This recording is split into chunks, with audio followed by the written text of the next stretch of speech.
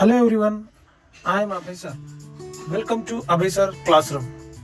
Today I am going to teach you the first poem of class 10. So let's see the first poem of class 10, A Teenager Friend, written by J. Morris. विद्यार्थी मित्रांनो, आज आपण इयत्ता 10वी मधील पहिली कविता शिकणार आहोत. या कवितेचे नाव आहे अ टीनेजर प्रेयर, म्हणजेच किशोरवयीन विद्यार्थ्यांची प्रार्थना. चला तर मग आजच्या कवितेला सुरुवात करूया. The teenage years, typically considered to range from age 13 to 19, are a period of significant growth and change. This stage on life bridge the gap between childhood and adulthood. Okay, किशोरवयीन वर्ष बघा साधारणतः 13 ते 19 वयोगटातील मानली जातात.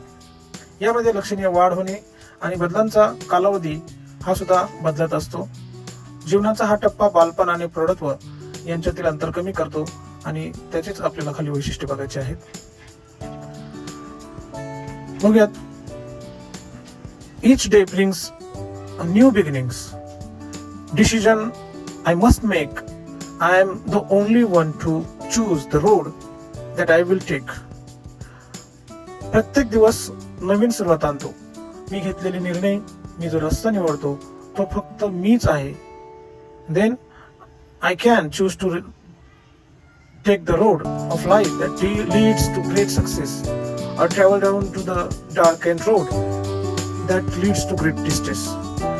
Distress means अंधकारमय, म्हणजे जो महान यशाकडे घेऊन जातो किंवा अंधकारमय रस्त्यावरून प्रवास करतो असा रस्ता मी निवडलेला आहे, ज्यामुळे पुढे मोठा त्रास होऊ शकतो.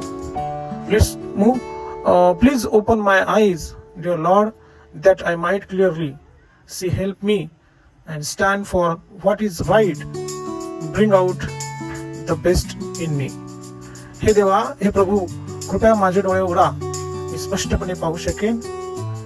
जे योग्य आहे त्यासाठी मला उभे राहण्यास मदत करा. माझ्यातील सर्वोत्तम बाहेर आणा. मीन्स मला आता तुमची जी उभे राहण्यासाठीची मदत आहे ती clearly C. Help me stand for what is wrong and what is right. Bring out the best in me. माझ्यासाठी बेस्ट काय आहे हे मला तुम्ही सांगा.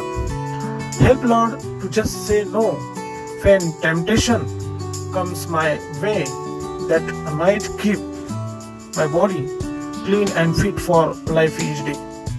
Temptation means मला थोडक्यात प्रलोभन जे आहेत त्याच्यापासून वाचवा.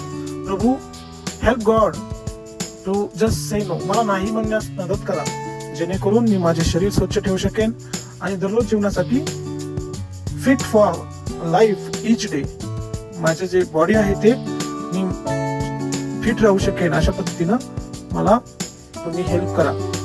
When my teenager age are over, I know that I will see that life is lived its very best with you walking next to me.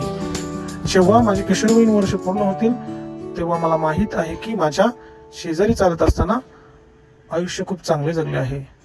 Okay, तर अशा पद्धतीनं आय होप तुम्हाला ही कविता समजली असेल.